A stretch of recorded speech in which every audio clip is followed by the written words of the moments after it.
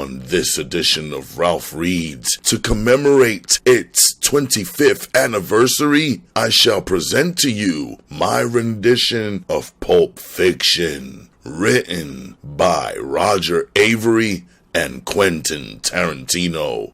Congratulations to all the folks involved for this absolutely special moment in cinema history. Let the reading commence.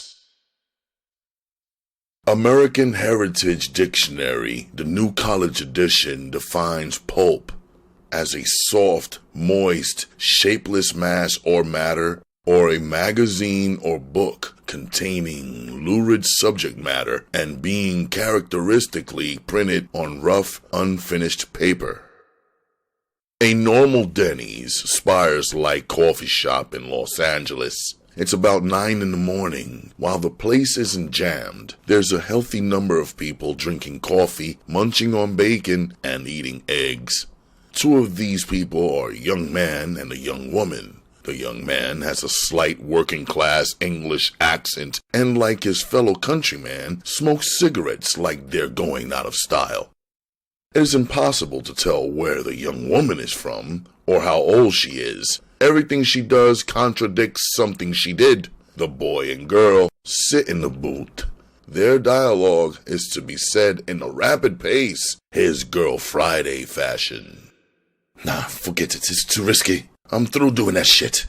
You always say that. The same thing every time. Never again. I'm through. Too dangerous. I know that's what I always say. I'm always right, too. But you forget about it in a day or two. Yeah, well, the days of me forgetting are over. And the days of me remembering have just begun. When you go on like this, you know what you sound like? I sound like a sensible fucking man is what I sound like. You sound like a duck. Quack, quack, quack, quack, quack, quack, quack, quack, quack. Well, take heart, because since I'm never gonna do it again, you're never gonna have to hear me quack about how I'm never gonna do it again. After tonight. The boy and girl laugh. Their laughter putting a pause in their back and forth. Correct. I got all tonight to quack. A waitress comes by with a pot of coffee. Gonna get anybody any more coffee? Oh, yes. Thank you. The waitress pours the young woman's coffee. The young man lights up another cigarette. I'm doing fine. The waitress leaves. The young man takes a drag off his smoke. The young woman pours a ton of cream and sugar into her coffee. The young man goes right back into it. I mean, the way it is now, you're taking the same fucking risk as when you rob a bank. You take more of a risk. Banks are easier. Federal banks aren't supposed to stop you in any way during robbery. They're insured. Why should they give a fuck? You don't even need a gun in a federal bank. I heard about this guy. Walked into a federal bank with a portable phone. Handed the phone to the teller. The guy on the other end of the phone said, "We got this guy's little girl. And if you don't give him all of your money, we're gonna kill her." Did it work? Fucking A, it worked. That's what I'm talking about. Knucklehead walks in the bank, with a telephone. Not a pistol. Not a shotgun, but a fucking phone. Cleans the place out. And they don't lift a fucking finger. Did they hurt the little girl? I don't know. There probably never was a little girl in the first place. The point of the story isn't a little girl. The point of the story is they robbed the bank with a telephone. You wanted to rob banks? I'm not saying I want to rob banks. I'm just illustrating that if we did, it would be much easier than what we've been doing. So you don't want to be a bank robber? Nah, all those guys are going down the same road, either dead or serving 20. And no more liquor stores? What have we been talking about? Yeah, no more liquor stores. Besides, it ain't the giggle it used to be. Too many foreigners own liquor stores. Vietnamese, Koreans, they can't speak fucking English. You tell them empty out the register, and they don't know what it fucking means. They make it too personal. You keep on, one of those motherfuckers gonna make us kill them. I don't want to kill anybody. I don't want to kill anybody either, but they'll probably put us in a situation where it's us or them. And if it's not the gooks, the non-English speaking motherfuckers, it's these old Jews who've owned the fucking store for 15 fucking generations. You got Grandpa Irving sitting behind the counter with a fucking Magnum. Try walking into one of them stores with nothing but a telephone. See how far that gets you. Fuck it, forget it. We're out of it. Well, what else is there? Day jobs? Not in this life. Well, what then? He calls out to the waitress. "Garçon, coffee!" Then looks to his girl. "This place." The waitress comes by, pouring him some more coffee. The waitress says all snotty like, Garçon means boy. She splits. "Here?" It's a coffee shop. What's wrong with that? People never rob restaurants. Why not? Bars, liquor stores, gas stations. You get your head blown off sticking up one of them. Restaurants, on the other hand, you catch with their pants down. They're not expecting to get robbed, or not as expecting. I bet in places like this you could cut down on the hero factor. Correct. Just like banks, these places are insured. The managers, they don't give a fuck. They're just trying to get you out the door before you start plugging diners. Waitresses, forget it. They ain't taking a bullet for the register. Busboys, some wetback getting paid $1.50 an hour really gonna give a fuck you're stealing from the owner? Customers are sitting there with their food in their mouths. They don't know what's going on. One minute they're having a Denver omelet, next minute somebody's sticking a gun in their face. The young woman visibly takes to the idea. The young man continues in a low voice. See, I got the idea last liquor store you stuck up. Remember all those customers that kept coming in? Yeah. Then you got the idea to take everybody's wallet. Uh-huh. That was a good idea. Thanks. We made more from the wallets than we did the register. Yes, we did. A lot of people go to restaurants. A lot of wallets. Pretty smart, huh? The young woman scans the restaurant with this new information. She sees all the patrons eating, lost in conversations, the tired waitress taking orders, the busboys going through the motions collecting dishes, the manager complaining to the cook about something. A smile breaks out on the young woman's face. Pretty smart. Alright, I'm ready. Let's go. Right here, right now. Remember, same as before. You're crowd control. I'll handle the employees. They both take out their .32 caliber pistols and lay them on the table. He looks at her and she back at him. I love you, Pumpkin. I love you too, Honey Bunny.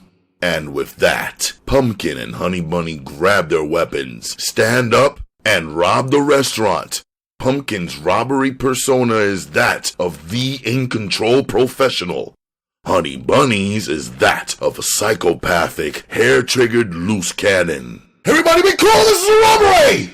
Any of you fucking pricks move! And now execute every one of you motherfuckers!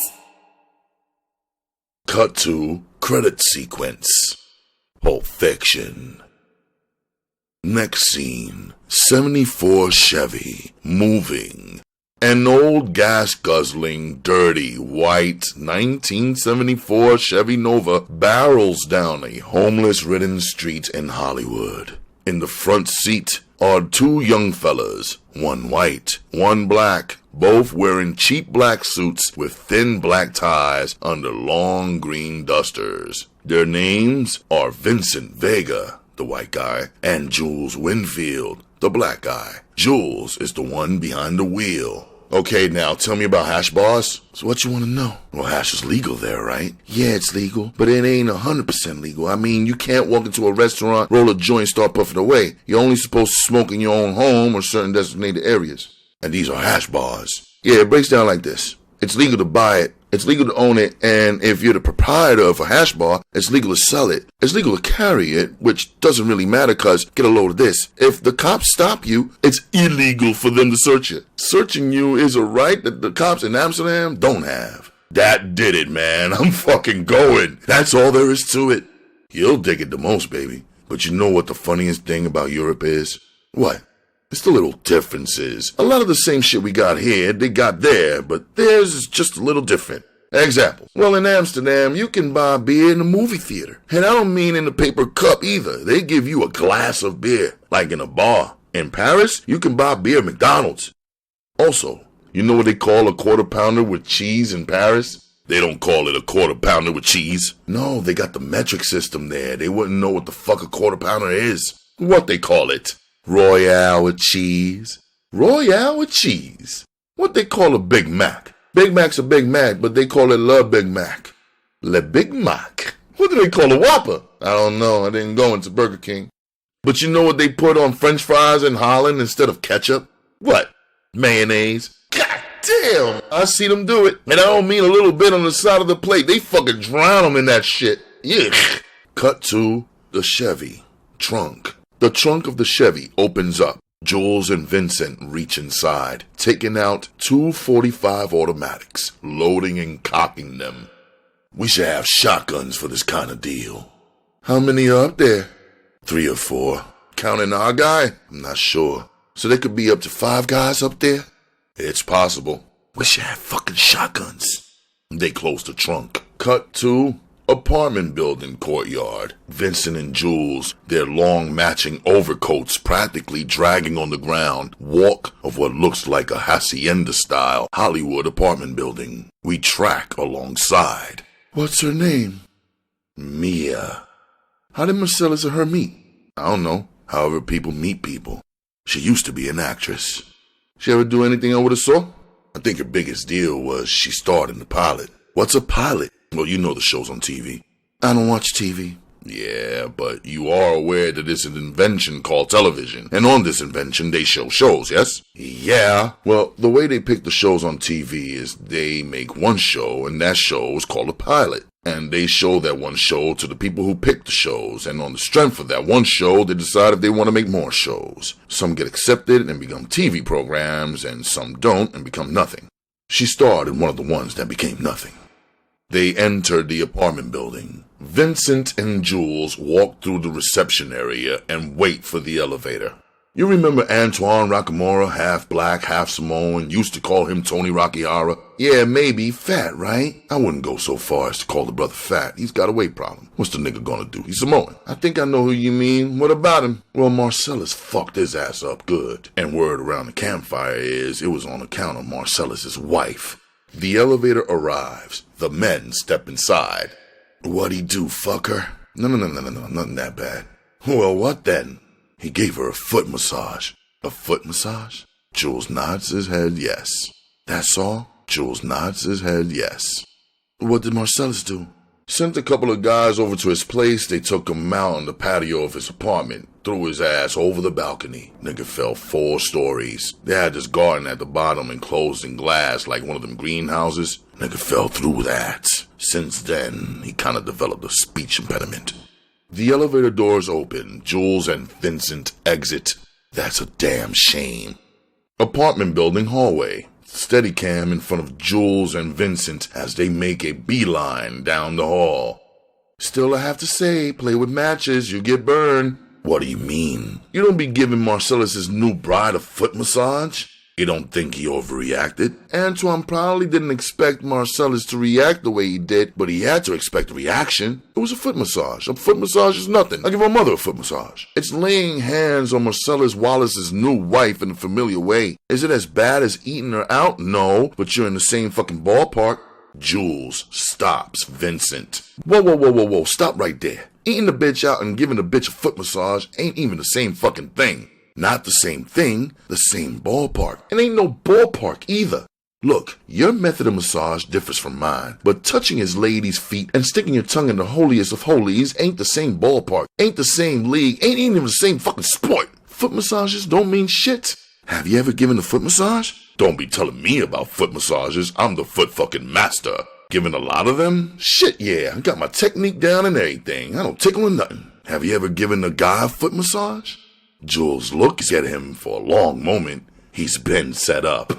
Fuck you. He starts walking down the hall. Vincent, smiling, walks a little bit behind. How many? Fuck you. Would you give me a foot massage? I'm kinda tired. Man, you best back off. I'm getting a little pissed here.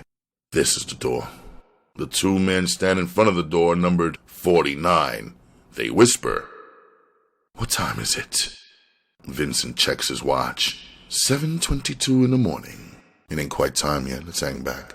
They move a little away from the door, facing each other, still whispering. Look, just because I wouldn't give no man a foot massage don't make it right for Marcellus Wallace to throw Antoine off a building into a glass motherfucking house, fucking up the way the nigga talk. That shit ain't right. Motherfucker do that to me, he better paralyze my ass, cause I'll kill a motherfucker, you know what I'm saying? I'm not saying he was right, but you're saying a foot massage don't mean nothing, and I'm saying it does. I've given 1 million ladies 1 million foot massages, and they all meant something. We act like they don't, but they do. That's what's so fucking cool about them. There's sensual things going on that nobody's talking about, but you know it, and she knows it. Fucking Marcellus knew it. And Antoine should have fucking better known better. That's his fucking wife, man. He ain't gonna have a sense of humor about this kind of shit. That's an interesting point. Let's get back in character. What's her name again? Mia. Why are you so interested in Big Man's wife? Well, Marcellus is leaving Florida, and when he's gone, he wants me to take care of Mia. Take care of her? Making a gun out of his finger and placing it to his head. Not that. Take her out, show her a good time, make sure she don't get lonely. You're gonna be taking Mia Wallace out on a date. It ain't a date. It's like when you and your buddy's wife go to a movie or something. It's just, good company. Jules just looks at him. It's not a date. Apartment, room 49. 3 young guys, obviously in over their heads, sit at a table with hamburgers, french fries, and soda pops laid out. One of them flips the loud bolt on the door, opening it to reveal Jules and Vincent in the hallway. Hey, kids! The 2 men stroll inside. The 3 young caught-off-guard guys are Marvin, the black young man who opened the door, will, as the scene progresses, back into the corner. Roger, a young blonde-haired surfer kid with a flock of seagulls haircut, who has yet to say a word, sits at the table with a big sloppy hamburger in his hand. Brett, a white, preppy-looking sort with a blow-dry haircut. Vincent and Jules take in the place with their hands in their pockets. Jules is the one who does the talking. How you boys doing? No answer. Am I tripping? Or did I ask you guys a question? Brett says, we're doing okay. As Jules and Brett talk, Vincent moves behind the young guys. Do you know who we are? Brett shakes his head no. We're associates of your business partner, Marcellus Wallace. You do remember your business partner, don't you? No answer. Jules talks to Brett. Now I'm going to take a wild guess here. You're Brett, right? I'm Brett. I thought so. Well, you remember your business partner, Marcellus Wallace, don't you, Brett? I remember him. Good for you. Looks like me and Vincent caught you boys at breakfast. Sorry about that.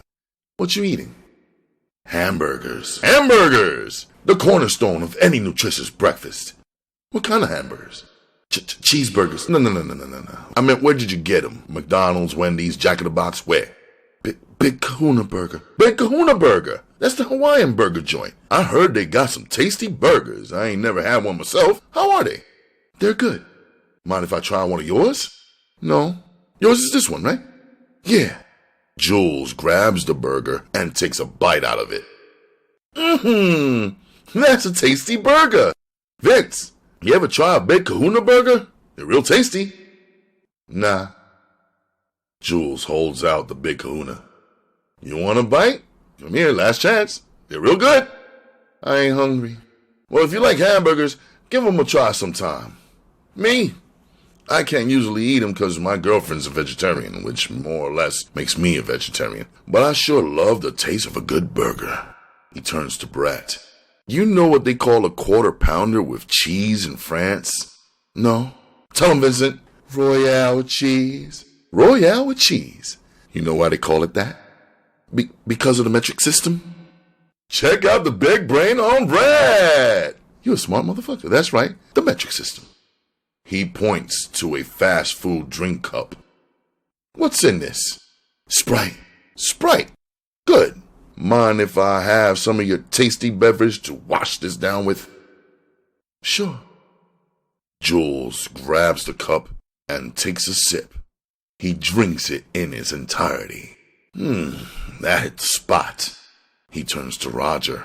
You, flock of seagulls, you know what we're here for? Roger nods his head. Yes. Then why did you tell my boy here, Vince, where you got the shit hit at? Marvin speaks. It's under the... I don't remember asking you a goddamn thing! Turns back to Roger. You were saying, it's under the bed. Vincent moves to the bed, reaches underneath it, pulling out a black snap briefcase. Vincent flips the 2 locks, opening the case. We can't see what's inside, but a small glow emits from the case. Vincent just stares at it, transfixed. We happy? Jules asked. but no answer from the transfixed Vincent. "Vincent!" Jules called. Vincent looks up at Jules. "We happy?" Vincent closes the case. "Oh yeah, we happy." Brett speaks to Jules. "Look, what's your name? I got his. His is Vincent, but what's yours? My name's Pitt, and your ass ain't talking out of this shit. I just want you to know how sorry we are, how fucked up things got between us and Mr. Wallace. We entered this thing with the best intentions." As Brett talks, Jules takes out his gun and shoots Roger 3 times in his chest, blowing him out of his chair. Vince smiles to himself. Jules has got some style. Brett has just shit his pants. He's not crying or whimpering, but he's so full of fear, it's as if his body is imploding. Jules talks to Brett. "Oh, I'm sorry, did I break your concentration? I didn't mean to do that. Please, continue. I believe you were saying something about best intentions?" Brett couldn't say a word. "What's the matter? Oh, you were finished? Well, allow me to retort. Would you describe for me what Marcellus Wallace looks like?" Brett still can't speak. Jules snaps, savagely tipping the card table over, removing the only barrier between himself and Brett. Brett now sits in a lone chair before Jules like a political prisoner in front of an interrogator. "What country are you from?" Brett is petrified. "What? What ain't no country I ever heard of? They speak English and what?" Brett almost has a heart attack. What? English, motherfucker, do you speak it? Brett says yes. Then you understand what I'm saying. Describe what Marcellus Wallace looks like. Brett, out of fear, utters what?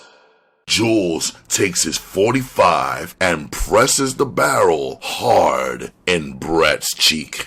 Say what again? Say what again? I dare ya! I double dare ya, motherfucker! Say what one more goddamn time! Brett is regressing on the spot. Describe what Marcellus Wallace looks like! Brett does his best. He's black? Go on! He's bald? Does he look like a bitch? What? Without thinking, Brett says what? Jules's eyes go to Vincent. Vincent smirks. Jules rolls his eyes and shoots Brett in the shoulder. Brett screams, breaking into a shaking, trembling spasm in the chair. Does he look like a bitch? No! Then why'd you try to fuck him like a bitch? Yes, you did. Yes, you did, Brett. You tried to fuck him. And Marcellus Wallace doesn't like to be fucked by anybody except Mrs. Wallace. You read the Bible, Brett? See, this passage I got memorized seems appropriate for the situation. Ezekiel 25:17. The path of the righteous man is beset on all sides by the iniquities of the selfish and the tyranny of evil men. Blessed is he who in the name of charity and goodwill shepherds the weak through the valley of darkness, for he is truly his brother's keeper and the finder of lost children.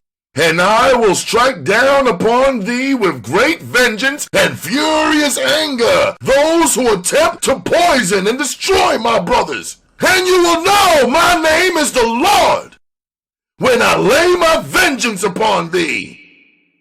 The two men empty their guns at the same time on the sitting, screaming Brett. Fade to black. Vincent Vega and Marcellus Wallace's wife.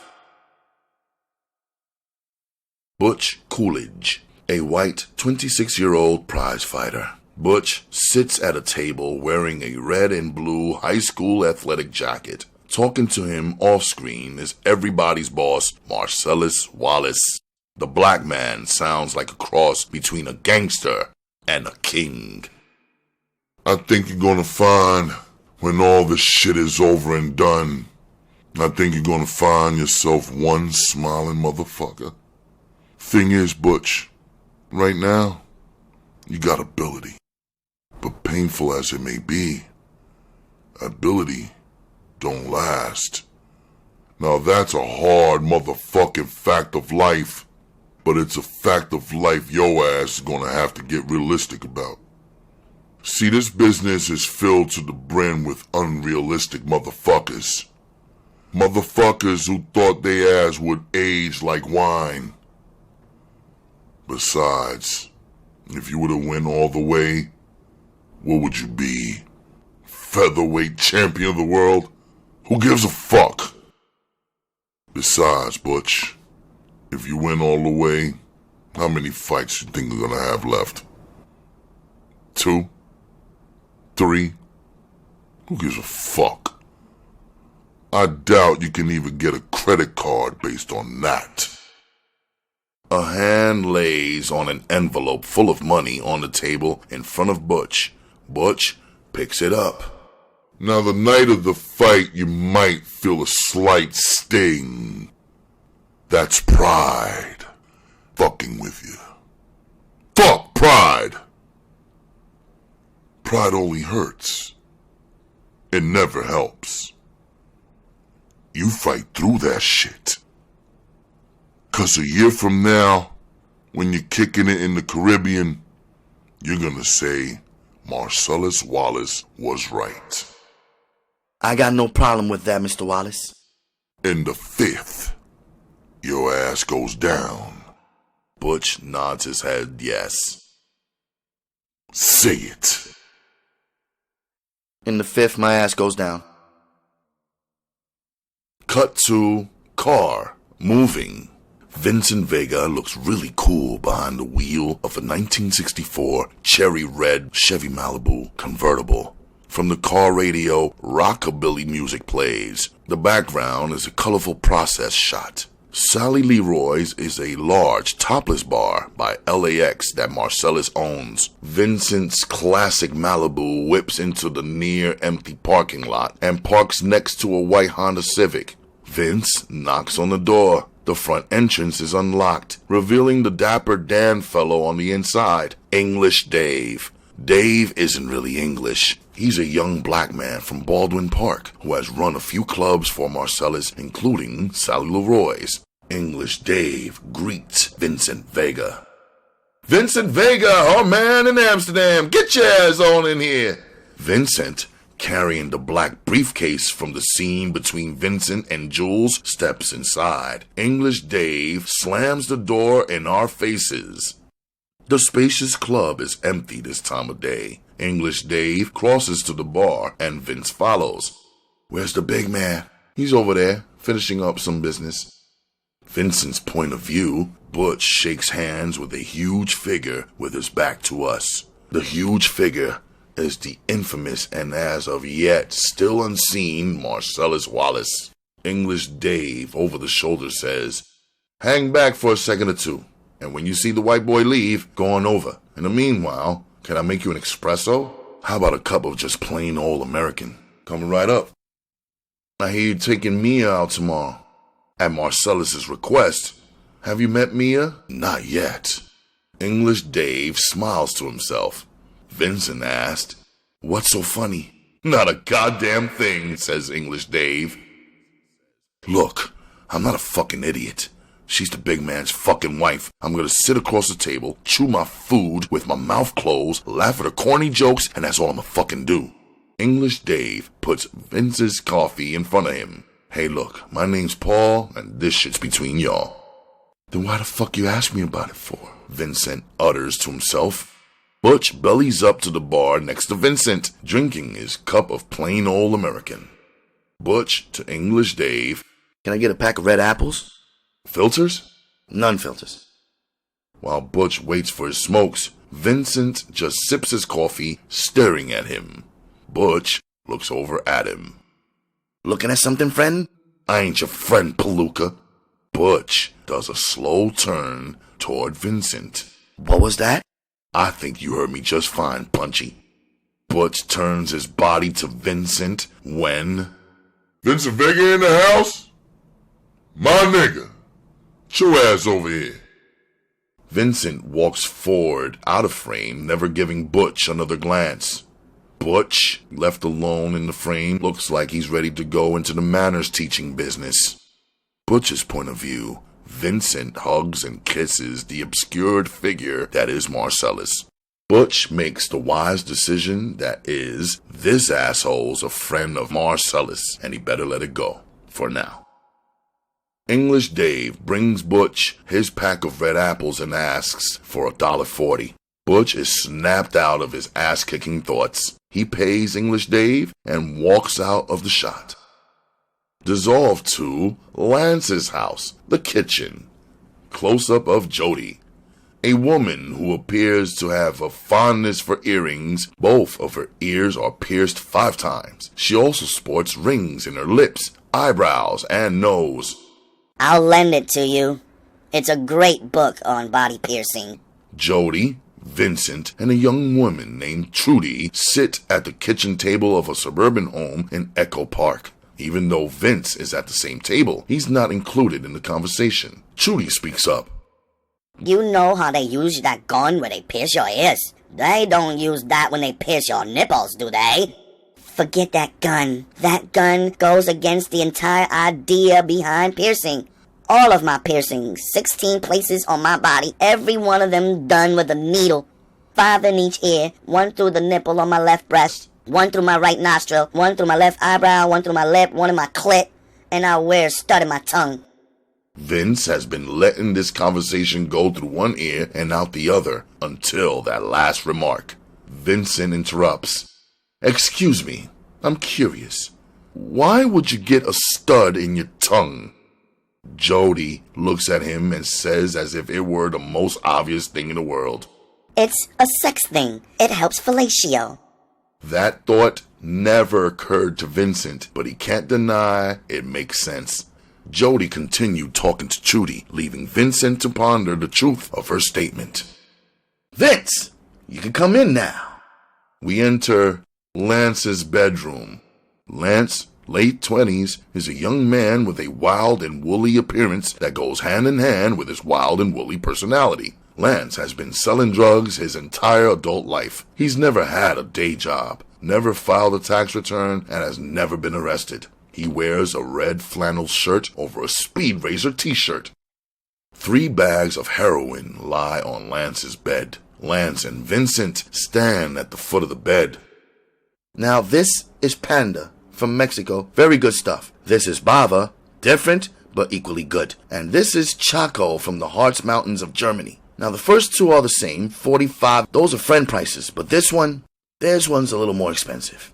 This one's 55 a gram. But when you shoot it, you'll know where that extra money went. Nothing wrong with the first 2. It's real good shit. But this one, it's a fucking madman. Remember, I just got back from Amsterdam. Am I a nigger? Are you in Inglewood? No. You're in my house. White people who know the difference between good shit and bad shit, this is the house they come to. My shit? I'll take the Pepsi challenge with that Amsterdam shit any old day of the fucking week. That's a bold statement. This ain't Amsterdam, Vince. This is a seller's market. Coke is fucking dead as disco. Heroin's coming back in the big fucking way. It's this whole 70s retro. Bell bottoms, heroin, they're hot as hell. Vincent takes out a roll of money that would choke a horse to death. Vincent begins to speak again. Give me 300 a man. If it's as good as you say it is, I'll be back for another 1,000. I just hope I still have it. What I'm gonna have to do is give you some of my personal stash. What do you think of Trudy? She ain't got a boyfriend or nothing. You want to hang out and get high? Which one is Trudy? The one with all the shit on her face? No, that's Jody. That's my wife. I'm on my way somewhere. I got a dinner engagement. I'll take a rain check, though. No problem.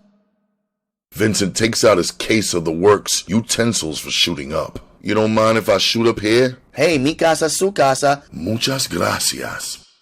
Vincent takes his works out of his case, and as the 2 continue to talk, Vince shoots up. Still got your Malibu? Oh man, you know what some fucker did to it the other day? What? Fucking keyed it. Oh man, that's fucked up. Tell me about it. I had the goddamn thing in storage 3 years.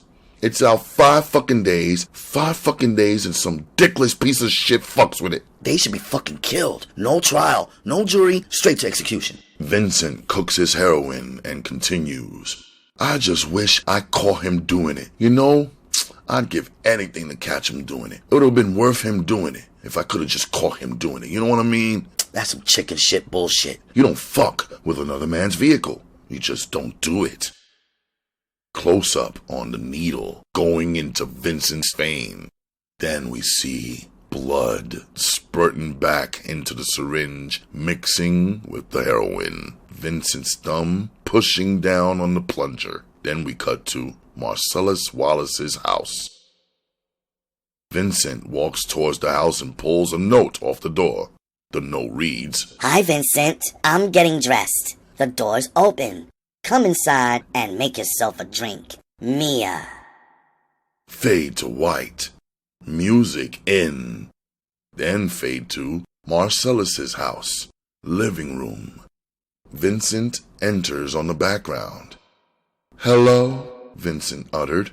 Mia, Marcellus's beautiful young wife. Video screens are in the background. Dusty Springfield is singing Son of a Preacher Man. Mia's mouth comes towards the microphone. Mia into the microphone says, Vincent. Vincent turns. Mia over the intercom. Vincent. I'm on the intercom. It's on the wall by the two African fellows. To your right. Vincent walks. Warm. Warmer. Disco. Vincent finds the intercom. Hello? Push the button if you want to talk. Hello? Mia into the microphone says, Go make yourself a drink, and I'll be down in 2 shakes of a lamb's tail. The bar's by the fireplace. Vincent presses the intercom. Okay. Licks his lips. A video screen with an image of Vincent walking the Dusty Springfield song continues. Mia turns a knob which controls the movement of the video camera in Marcellus's living room. Vincent picks up a bottle of scotch. He sniffs the bottle and then pours it into a glass. A razor blade cuts cocaine on a mirror. Vincent drinks a glass of scotch. Mia sniffs the cocaine. Vincent sips the drink and looks at a portrait of Mia on the wall. Mia walks into the room and takes the needle off a record. The Dusty Springfield song stops. Let's go. In the past 6 years, 50s diners have sprung up all over L.A., giving Thai restaurants a run for their money. They're all basically the same. Decor out of an Archie comic book. Golden oldies constantly emanating from a bubbly Wurlitzer. Saucy waitresses in bobby socks. Menus with items like the Fats Domino cheeseburger or the Wolfman Jack omelet. And overprices that pay for all this bullshit. But then there's Jack Rabbit Slims, the big mama of 50s diners. Either the best or the worst, depending on your point of view. A big sign with a neon figure of a cartoon surly cool cat Jackrabbit in a red windbreaker towers over the establishment. Underneath the cartoon is the name Jackrabbit Slims. Underneath that is the slogan, next best thing to a time machine. The fuck is this place? This is Jack Rabbit Slims. An Elvis man should love it. Come on, Mia. Let's go out and get a steak. You can get a steak right here, Daddy-O. Don't be a... Mia draws a square with her hands. Dotted lines appear on the screen, forming a square. The lines disperse. Well, after you, kitty cat. Compared to the interior, the exterior was that of a quaint English pub. Posters from 50s movies are all over the wall. Rock All Night, High School Confidential, Attack of the Crab Monster, and Machine Gun Kelly. The booths that the patrons sit in are made out of the cut-up bodies of 50s cars. In the middle of the restaurant is a dance floor. A big sign on the wall states, "No shoes allowed." Some wannabe beboppers, actually Melrose types, do the twist in their socks or bare feet. The picture windows don't look out the street, but instead, B&W movies, black and white movies of 50s street scenes play behind them. The waitresses and waiters are made up as replicas of 50s icons: Marilyn Monroe, Zorro, James Dean, Donna Reed, Martin and Lewis, and the Philip Morris midget wait on tables wearing appropriate costumes. Vincent and Mia study the menu in a booth made out of a red 59 Edsel. Buddy Holly, their waiter, comes over. Hi, I'm Buddy. What can I get you? I'll have the Douglas Sirk steak. How do you want it? Burnt to a crisp or bloody as hell? Bloody as hell, and to drink a vanilla Coke. How about you, Peggy Sue? I'll have the Durwood Kirby burger, bloody, and a $5 shake. How'd you want that shake? Martin, Lewis, or Amos and Andy? Martin and Lewis. Did you just order a $5 milkshake? Sure did. A shake. Milk and ice cream. Uh-huh. It costs $5. Yeah? You don't put bourbon in it or nothing? Nope. Just checking. Buddy exits. Vincent takes a look around the place. The yuppies are dancing, the diners are biting into big juicy hamburgers, and the icons are playing their parts. Marilyn is squealing. The midget is paging Philip Morris. Donna Reed is making her customers drink their milk, and Dean and Jerry are acting a fool. What do you think? It's like a wax museum with a pulse. Vincent takes out his pouch of tobacco and begins rolling himself a smoke. After a second of watching him, Mia asked, What are you doing? Rolling a smoke, Vincent replied. Here? It's just tobacco. Oh, well, in that case, will you roll me one, cowboy? As he finishes licking it, You can have this one, cowgirl. He hands her the rolled smoke. She takes it, putting it to her lips. Out of nowhere appears a Zippo lighter in Vincent's hand. He lights it. Thanks. Think nothing of it. He began rolling one for himself. At this time, the sound of a subway car fills the diner, making everything shake and rattle. Marilyn Monroe runs to a square vent in the floor. An imaginary subway train blows the skirt of her white dress around her ears as she lets out a squeal. The entire restaurant applauds. Back to Mia and Vincent.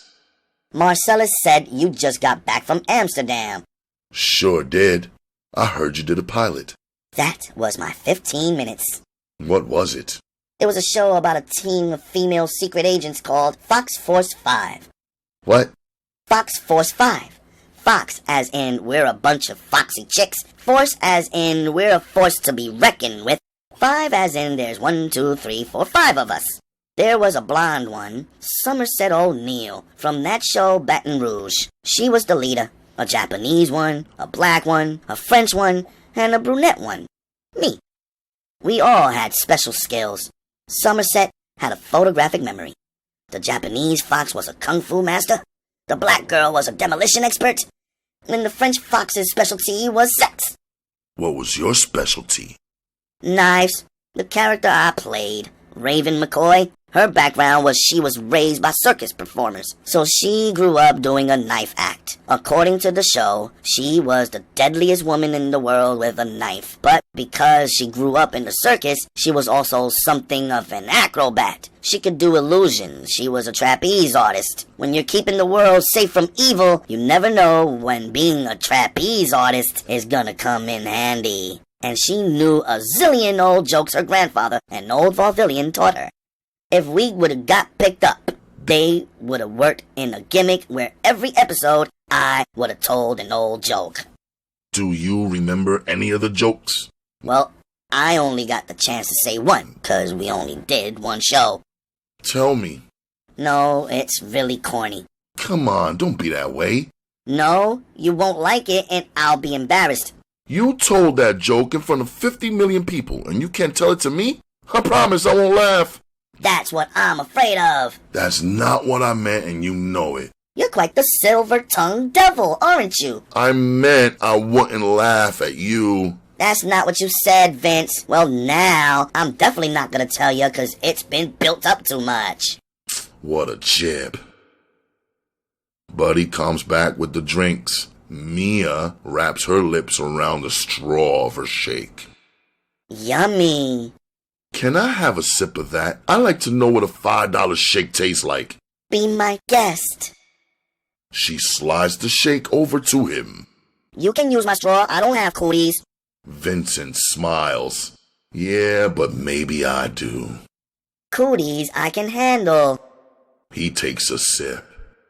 Goddamn, that's a pretty fucking good milkshake. Told ya. I don't know if it's worth $5, but it's pretty fucking good. He slides the shake back. Then, the first of an uncomfortable silence happens.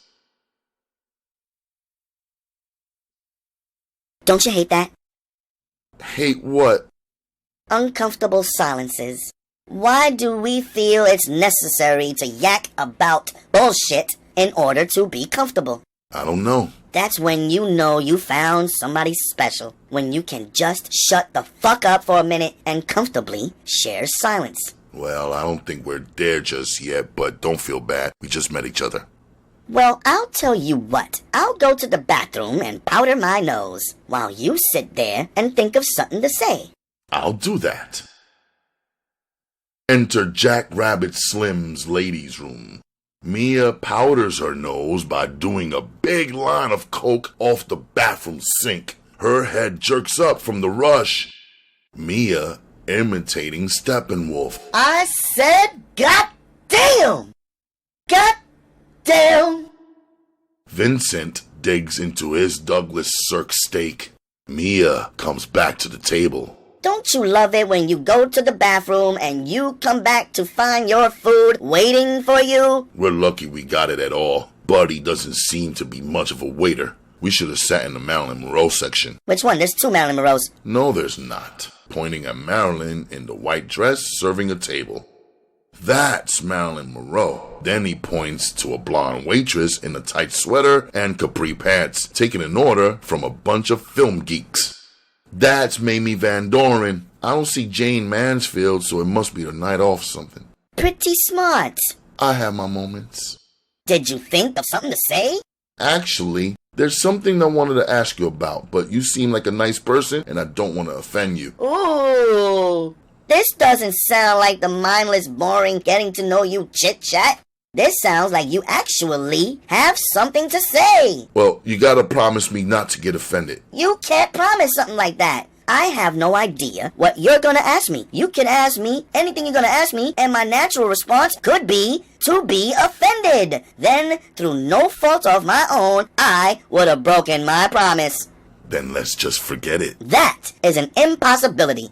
Trying to forget anything as intriguing as this would be an exercise in futility. Is that a fact? Mia nods her head. Yes.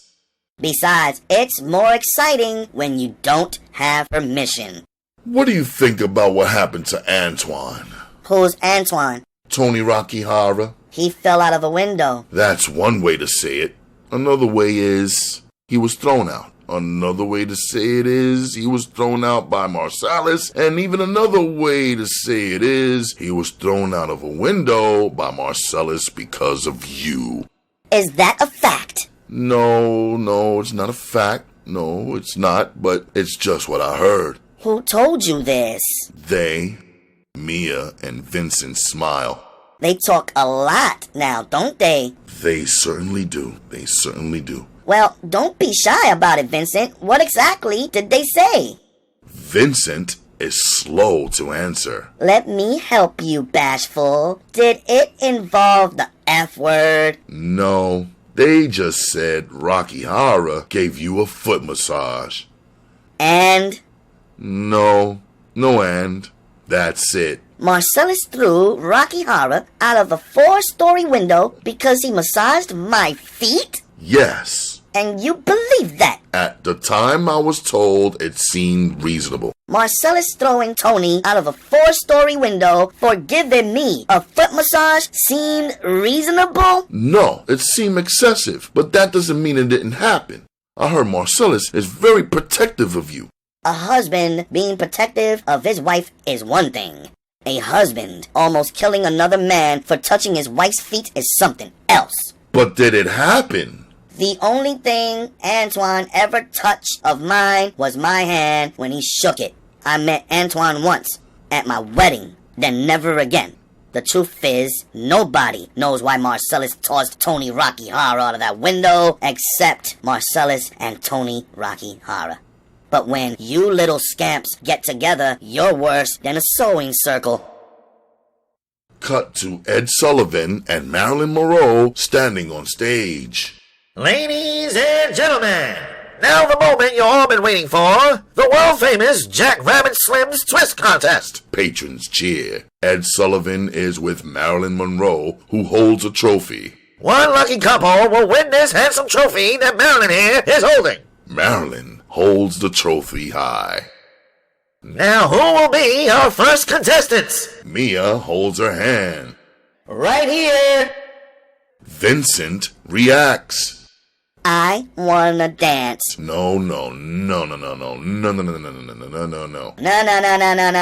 I do believe, Marcellus, my husband, your boss, told you to take me out and do whatever I wanted. Now, I want to dance, I want to win, I want that trophy.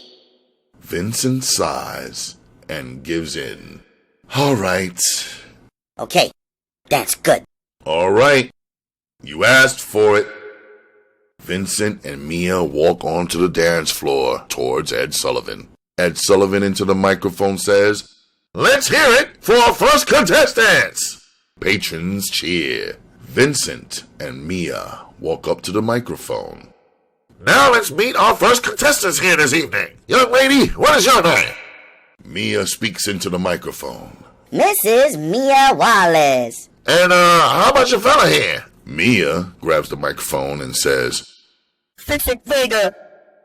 Alright, let's see what you guys can do. Take it away.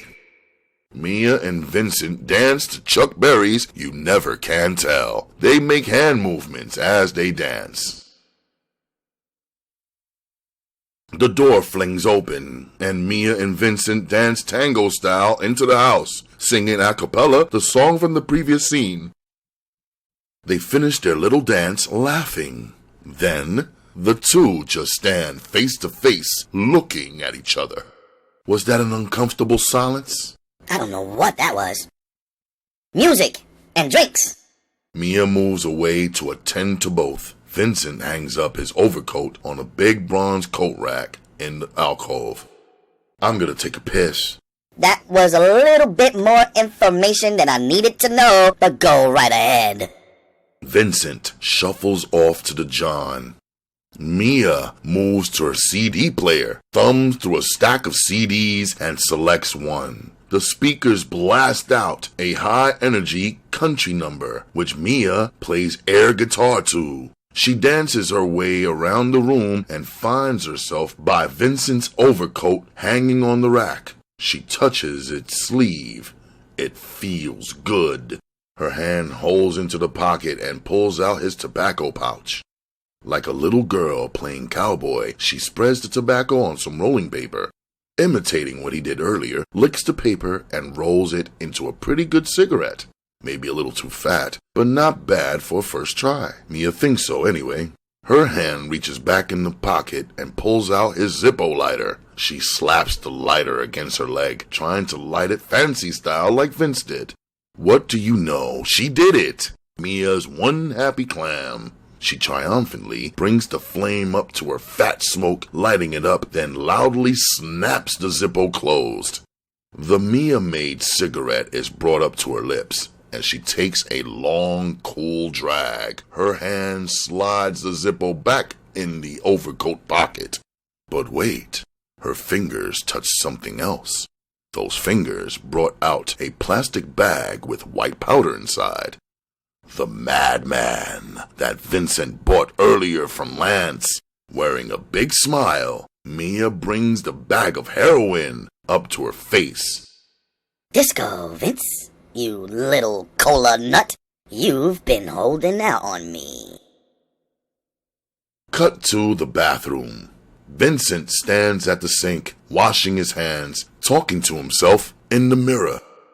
Okay, one drink, and leave.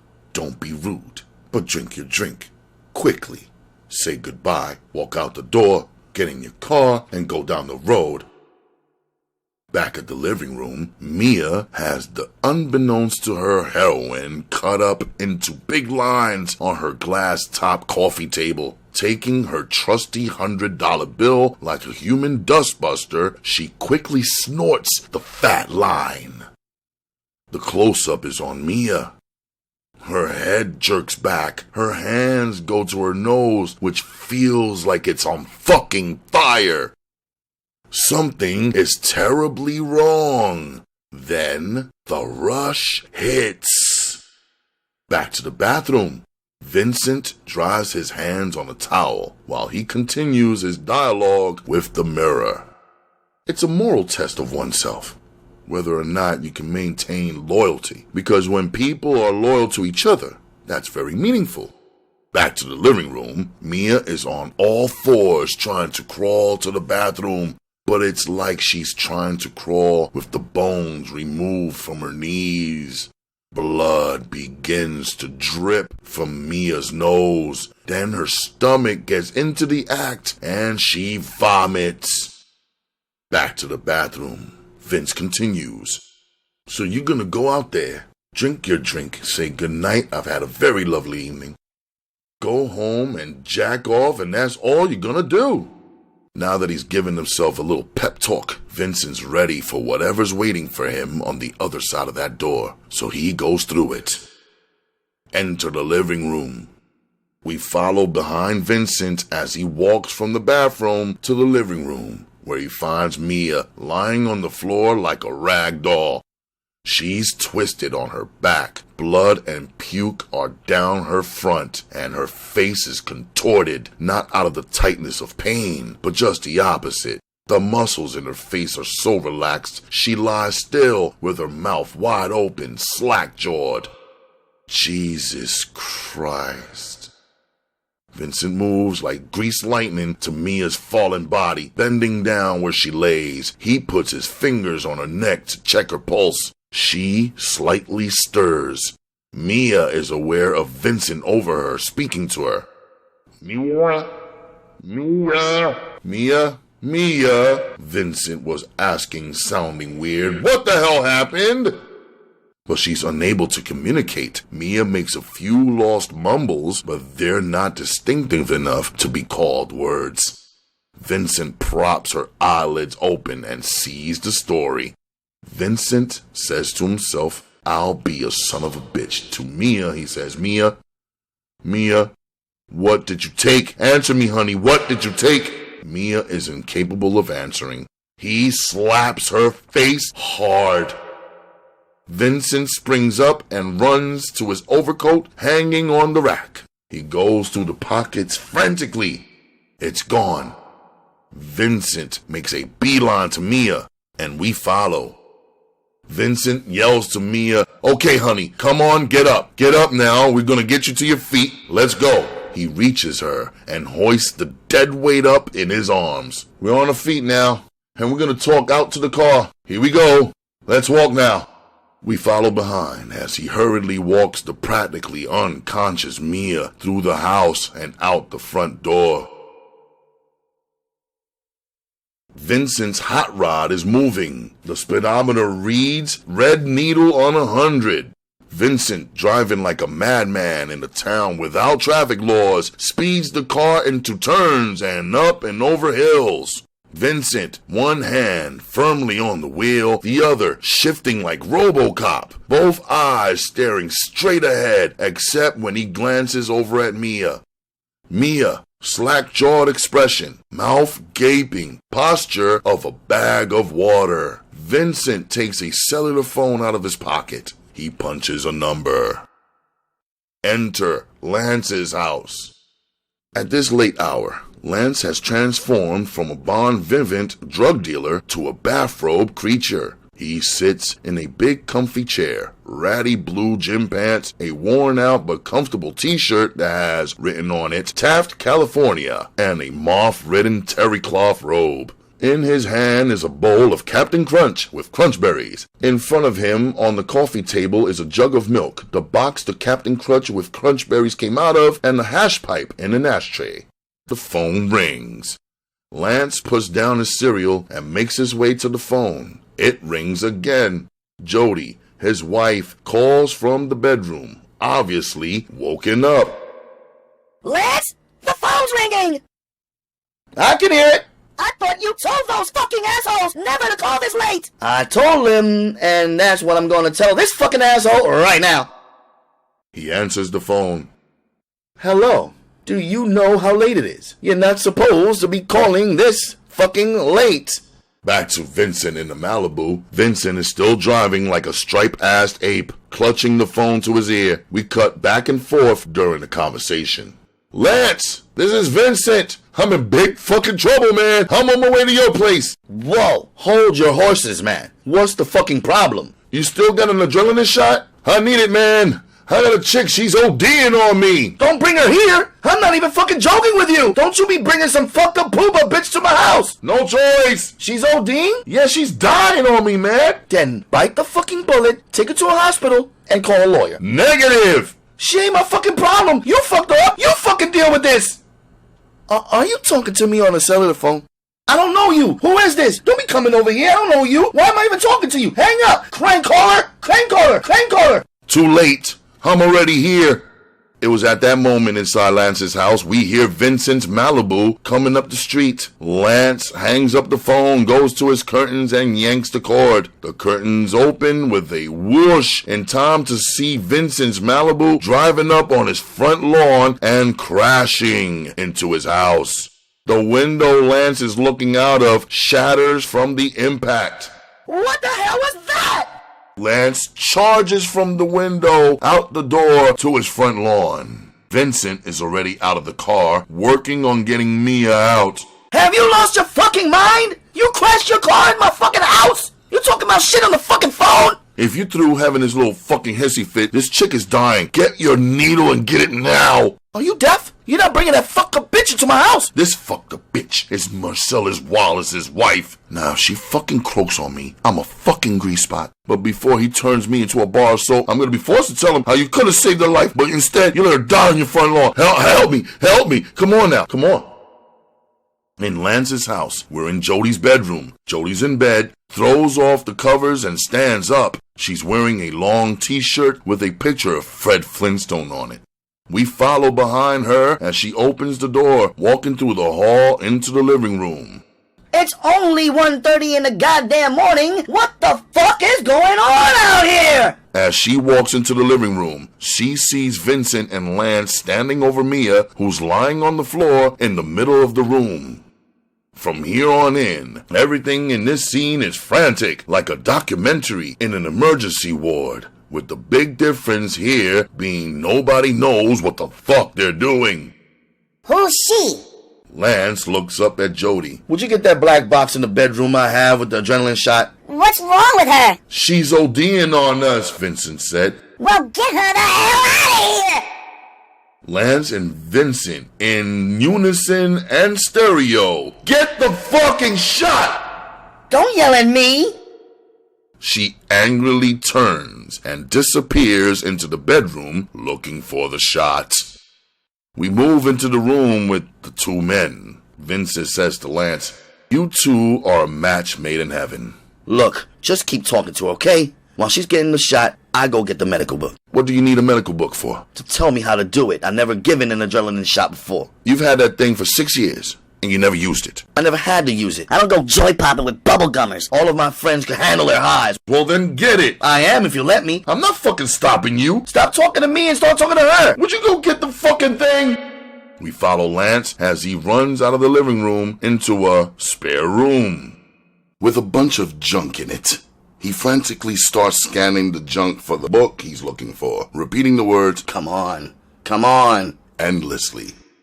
From off screen we hear, "Hurry up, Lance, we're losing her!" I'm looking as fast as I can. Lance continues his frenzied search. We hear Jody in the living room now as she talks to Vincent. What's he looking for? I don't know, some medical book. Jody calls to Lance. What are you looking for? My black medical book. As he continues searching, flipping, and knocking over shit, Jody appears in the doorway. What are you looking for? My black fucking medical book. It's like a textbook they give the nurses. I never saw a medical book. Trust me, I have one. Well, if it's that important, why didn't you keep it with the shot? Lance spins towards her. I don't know! Stop bothering me! While you're looking for it, that girl's gonna die on our carpet. You're never gonna find it in all this shit. For 6 months now, I've been telling you to clean this room. Get your ass in here! Fuck that book! Lance angrily knocks over a pile of shit and leaves with the shot, heading for the living room. Inside the living room, Vincent is bent over Mia, talking softly to her when Lance re-enters the room. Quit fucking around, man, and give it a shot! Lance bends down by the black case brought in by Jody. He opens it and begins preparing the needle for injection. While I'm doing this, take his shirt off and find her heart. Vince rips her blouse open. Jody stumbles back in the room, hanging back from the action. Does it have to be exact? Yeah, it has to be exact. I'm giving her an injection to the heart, so I gotta exactly hit her in the heart. Well, I don't know exactly where her heart is. I think it's here. Vince points to Mia's right breast. Lance glances over and nods. That's it. As Lance readies the injection, Vincent looks up at Jody. I need a big fat magic marker. Got one? A what? I need a big fat magic marker. Any felt pen will do. A fucking black magic marker! Something, please! Hold on. Jody runs to the desk, opens the top drawer, and in her enthusiasm, she pulls the drawer out of the desk, the contents of which, bills, papers, pens, spill to the floor. The injection is ready. Lance hands Vincent the needle. It's ready. I'll tell you what to do. No, you're gonna give it a shot. No, you're gonna give it a shot. You giving it a shot. No, I'm not giving it a shot. I've never done this before. I've never done this before either, and I ain't starting now. You brought her here, that means you're gonna give it a shot. The day I bring an ODing bitch to your place, then I'll give it a shot. Jody hurriedly joins them in the huddle, a big fat red magic marker in her hand. Got it. Vincent grabs the magic marker out of Jody's hand and makes a big red dot on Mia's body where her heart is. Okay, what do I do? Well, you're giving her an injection of adrenaline straight to the heart, but she's got a breastplate in front of her heart, so you gotta pierce through that. So what you gotta do is bring the needle down in a stabbing motion. Lance demonstrates a stabbing motion which looks like the shape killing its victims in Halloween. What, do I have to stab her 3 times? If you want the needle to pierce through her heart, you gotta stab her hard. Then once you do, push down on the plunger. What happens after that? I'm curious about that myself. This ain't a fucking joke, man! She's supposed to come out of it like that. Vincent lifts the needle up above his head in a stabbing motion. He looks down on Mia. Mia is fading fast. Soon, nothing will help her. Vincent's eyes narrow, ready to do this. Okay, count to 3.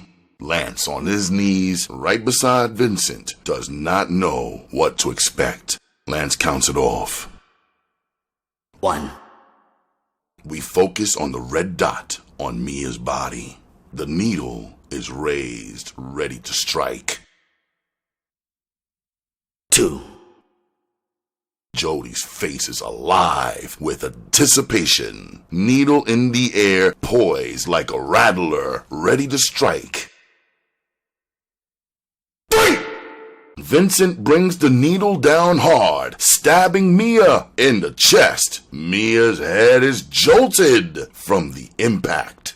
The syringe plunger is pushed down, pumping the adrenaline out through the needle. Mia's eyes pop wide open, and she lets out a hellish cry of the banshee. She bolts up in a sitting position, needle stuck in her chest, screaming. Vincent, Lance, and Jody, who were in sitting positions in front of Mia, jump back, scared to death. Mia's scream runs out. She slowly starts taking breaths of air. The other 3, now scooted halfway across the room, shaken to their bones, look to see if she's all right.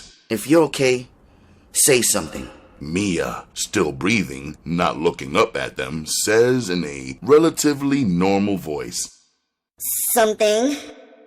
Vincent and Lance collapse on their backs, exhausted and shaking from how close to death Mia had came. Anybody want a beer? Jody asked. Cut to Vincent's Malibu. Vincent is behind the wheel, driving Mia home. No one says anything. Both are still too shaken. In front of Marcellus Wallace's house, the Malibu pulls up to the front. Mia gets out without saying a word, still in a daze, and begins walking down the walkway towards her front door. Mia. She turns around. Vincent out of the car, standing on the walkway, a big distance between the two. What are your thoughts on how to handle this? What's yours? Well, I'm in the opinion that Marcellus can live his whole life and never ever hearing of this incident. Mia smiles. Don't worry about it. If Marcellus ever heard of this, I'd be in as much trouble as you. I seriously doubt that. If you can keep a secret, so can I. Let's shake on it. The two walk toward each other, holding out their hands to shake, and shake they do. Mum's the word. Mia lets go of Vincent's hand and silently makes the see no evil, hear no evil, and speak no evil sign with her hands. Vincent smiles. Now, if you'll excuse me, I'm gonna go home and have a heart attack. Mia giggles. Vincent turns to leave. You want to still hear my Fox Force 5 joke? Vince turns around. Sure, but I think I'm still a little too petrified to laugh. You won't laugh because it's not funny. But if you still want to hear it, I'll tell it. Can't wait. 3 tomatoes are walking down the street. A papa tomato, a mama tomato, and a little baby tomato. The baby tomato is lagging behind the papa and mama tomato. The papa tomato gets mad, goes over to the baby tomato, and stamps on him and says, "Catch up." They both smile, but neither laugh. See you around, Vince. Mia turns and walks inside her house.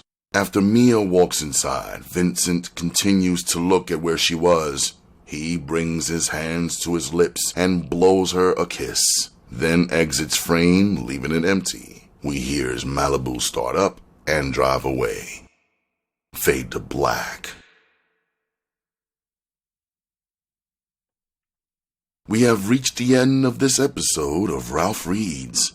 I would like, or rather love, to thank my queens and kings, fellow royalty, for stopping by. You could contact me on Facebook, Ralph Anthony Garcia, on Twitter, Instagram, and Periscope at RGMC2407. Email me rgmc2407@gmail.com, where if you would like to leave a small donation, please use the Zelle app or paypal.me/RGMC2407 or the Cash App. My cash tag is RGMC2407. You can also find me on my other channel, RGMC, Ralph Garcia, Master of Ceremonies, and right here on the United Ronin Networks. We are Ronin. Fellow royalty, pick up a good book, read a good story, and set your good self free. I appreciate you, and I love you like cooked food. I'll see you fellow sexy people on the continuation of Pulp Fiction on Ralph Reads. I wish you all peace and prosperity. Have a great day.